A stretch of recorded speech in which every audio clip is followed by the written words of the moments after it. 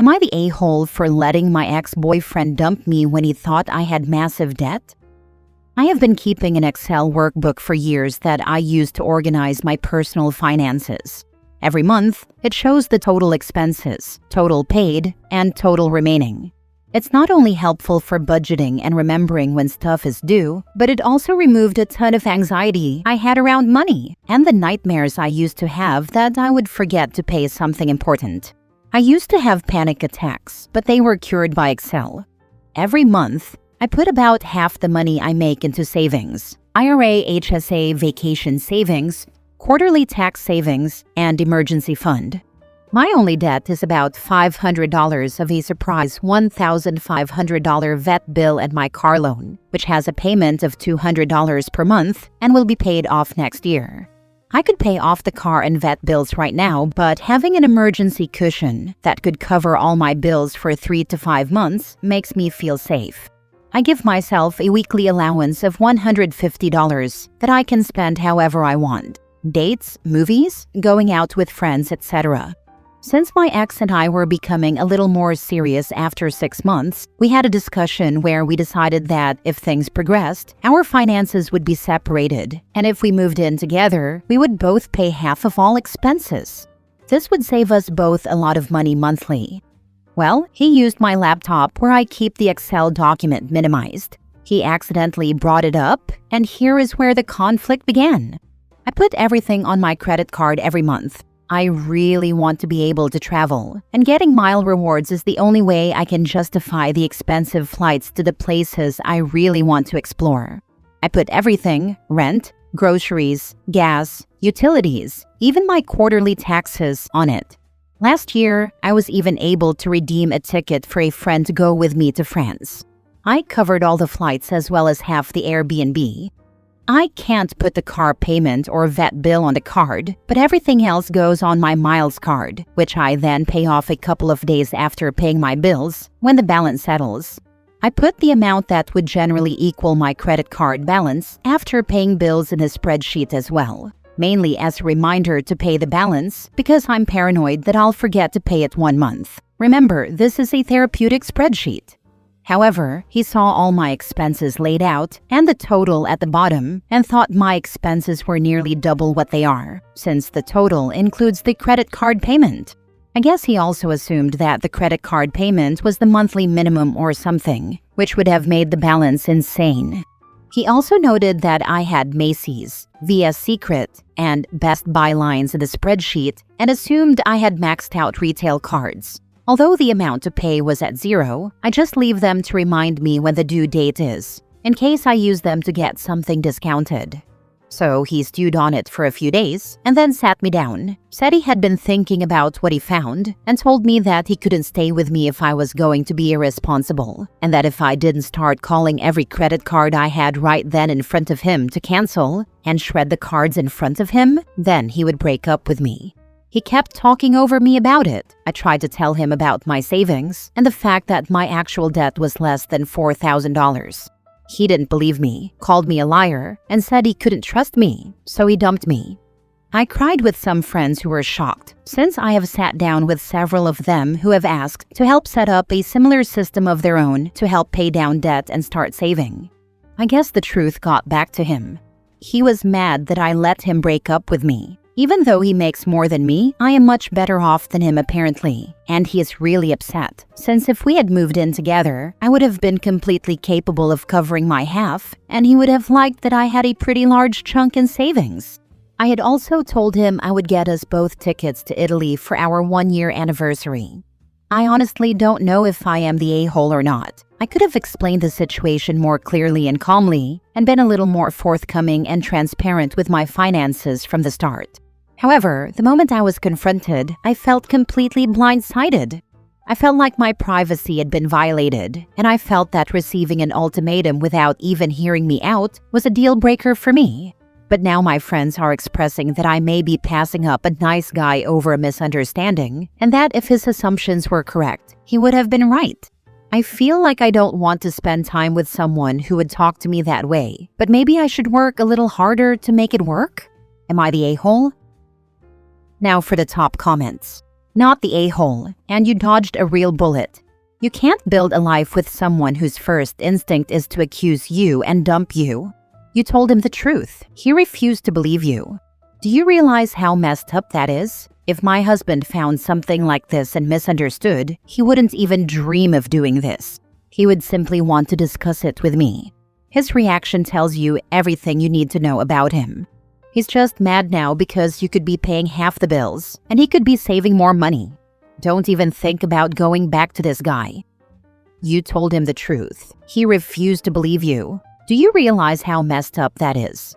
Not to mention just stupid, like he wholeheartedly believed the spreadsheet she created, but not her explanation of how it was set up and works. You saved yourself from a partner who cannot handle adult discussions and may leave you at the drop of a hat. He also doesn't have personal introspection or accountability. He has no clue about money management either. I think part of the reason he is so angry is because if we moved in and I paid half of everything, it would have cut his own bills by almost half. I had also said that when we hit the 1-year anniversary, I would get us tickets to Italy. He's always wanted to go, as well as pay half of a reasonable Airbnb. I don't think he has a lot of debt. I know that he has a truck payment that is pretty high every month, but he also spends every dime he has. He will have a pension when he retires, but no real savings. He's very proud that he doesn't have any credit cards. I've tried to talk to him about using them responsibly to build credit and get rewards, but that's an area he would get really aggressive about and say that no one can just pay off their balance every month. Next story. Am I the a-hole for not skipping a work trip because my husband is recovering from a hair transplant? My husband flew overseas for a hair transplant. We have 2 children under 7. I work full-time in a stressful corporate role. He never plans or researches in advance. I am supposed to go on a work trip for 2 days to a 2-day work planning retreat. It is important exposure. He will be post-op for 3 days by the time I leave. Last night, he texted that he needed me to cancel my trip because he is recovering from surgery, to put him first, and I'm going to be beyond mad if you do this to me and do not put me first the one time I am asking, and that if I go, he won't take the kids to school. His head may be sore and bald, but should not impede a pickup and drop off. My trip has been planned for about 6 months. His main gripe is that he will be seen so close to surgery. He did not need to choose this date, and up until yesterday, this was the plan. He told me my trip is stupid. I put everyone first, but I don't think I need to stay home and miss something so important for this. And I also think it is selfish to be saying this to me.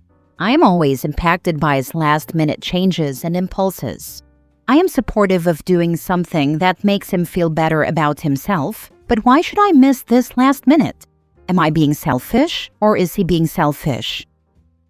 He's being selfish as heck. For trying to guilt you over a hair transplant he planned poorly. Go on your trip, he'll survive. He is manipulating you to do what he wants. Tell him to either cancel his operation and be a grown man, or go through the surgery and be a responsible adult and do what he needs to do for his family. Either way, tell him to grow up. Concentrate on your career. You'll need the income later.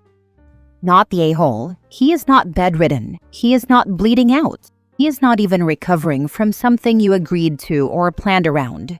He literally chose to book a cosmetic surgery without coordinating with you during a time when he has actual parenting duties. And now he's holding your career hostage because what? He's embarrassed to go outside with a healing scalp? This man is not asking for support. He's demanding sacrifice. And the second you push back, he threatens to not take care of his own kids. That's not about being post-op. That's about control. And if you keep letting him do this, it's never going to stop. You deserve a partner who respects your time, your job, your life. Go on the trip. Let him sit with his choices and his ice pack. If he could fly home from overseas, he's fine. My plane back from Turkey was about 50% full of hair transplant trippers. They all seem to have managed the flight home okay. Next story. Am I the a-hole for abandoning my so-called family after discovering the truth? I'm a 32-year-old man, and I've been married since I was 20. My wife and I have a son who's 9 now. She's the same age as me. Lately, I found out that my wife has been cheating on me. I caught her red-handed. I won't go into the details, but I had suspected it for a while. She was just very good at hiding it and lying. We decided to stay together for our son, and we're halfway trying to work things out. During that time, I was living in a hotel. One night I ran into her best friend, someone who's known for sleeping around, and we ended up drinking and hanging out. She stayed over at my hotel room, but nothing happened. She did try to kiss me, but I couldn't go through with it. The next morning, my wife showed up unexpectedly. We ended up having a huge fight. There was a lot of yelling. The police got called, and I got kicked out of the hotel. In the middle of the fight, she shouted that our son wasn't even mine. At first, I thought she was just trying to hurt me, but I couldn't shake it. So I got a DNA test. She wasn't lying. What made it worse was learning that 2 years ago, the real father had threatened to take her to court unless she let him see the kid. Since then, she's been taking our son to see his biological dad once a month, and I had no idea. What hurt most was that my son knew this whole time and never told me. That night, I packed up and left. I haven't spoken to either of them in over 6 months. Edit. To clear things up, yes, it's been 6 months since I left. For those worried, I'm not going to do anything reckless. I appreciate the concern. Honestly, the heartbreak from my son hit harder than anything my wife did. I always expected she might betray me, but not him.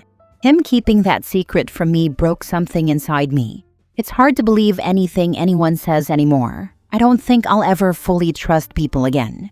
Since then, life's been rough. I quit my job when it all happened. I've been arrested twice for a public intoxication.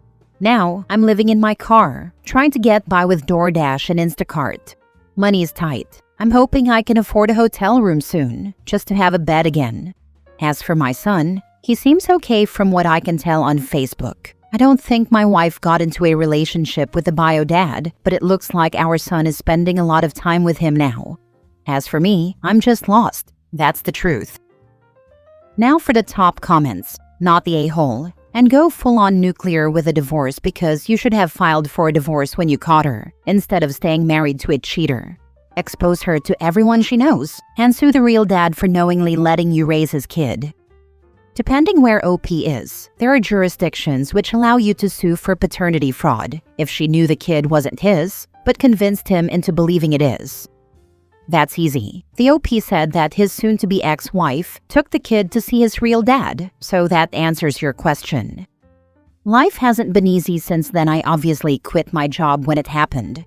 Have you looked into assistance for someone in your situation? I mean shelters and such, as well as financial help? The kid broke my heart more than she did. Genuinely, I know he's 9 and should know at least in part of right and wrong. However, it sounds like he's been told that it's his secret and he's not allowed to tell you. Probably with a threat of punishment of some sort that he really doesn't want to happen. That's not his fault. That's the fault of his mom. I know it hurts that he didn't tell you anything in the past 2 years, but know that if threatened, kids will keep things from people the best they can for as long as is necessary. Speaking from experience, it takes a lot to speak against the one who made the threat, and it's terrifying to do so. If he wasn't threatened, then I'm really sorry he went along with it. He may have made a promise to his mom to not say anything, but either way, it's painful. I'm sorry you're going through this. I would definitely look into therapy when you're able, and support groups can be helpful too. Take care of yourself. After making this post, I think I will get back in touch with him soon somehow. I don't believe he's being threatened, but apparently people do all kinds of things I didn't expect. As for me, I prefer my car and privacy over shelters and the occasional hotel. Last story. Am I the a-hole for telling my ex-mother-in-law that I have a full right to move on? I, 36 male, was married to my ex-wife Sarah, then 30 female, for 4 years. We share a son called Jerry, then 2 male. Approximately 6 years ago, she ran away with Jerry. We were going through contentious divorce proceedings, and she had filed for 100% full custody. When she realized I was also filing for 50-50 custody, she completely disappeared along with Jerry. She was supposed to drop him off one weekend evening, and she just didn't. 24 hours later, after she didn't show up, I filed a missing persons report. Because we had a custody order in place and she, presumably, crossed state lines in violation of it, she was charged with a felony. However, and this is where it's the weirdest part, it's as if she has completely disappeared without any trace. The police and the FBI have been actively searching for the past 5 years, but there were absolutely zero leads whatsoever. The cops declared it a cold case, even though they haven't stopped investigating. According to laws of our jurisdiction, after a year, thus 7 years since the event, both of them would be declared legally dead. I've been living my life in limbo. I don't know whether my son is alive or dead. He'd be 8 next week. I miss him so freaking much. He was the light of my life. However, I realized I couldn't live like this forever. I started dating again and have gotten to a stable and healthy relationship with my current girlfriend. She knows everything. However, my ex-mother-in-law found out. She had been very supportive and helpful in my search. She still holds out hope that her daughter and grandson are alive and will come back, and told me that I'm betraying their memory. I told her I have a right to move on. Am I the a-hole? Dude, there are a myriad of issues bigger than you dating. Are you okay? I cannot imagine my ex disappearing with our children, then never seeing them again. To address the dating thing, your mother-in-law is a moron. You're supposed to spend the remainder of your life alone because she thinks it would betray their memory? No, dude, live your life and try to find some happiness. You've lived in this nightmare long enough.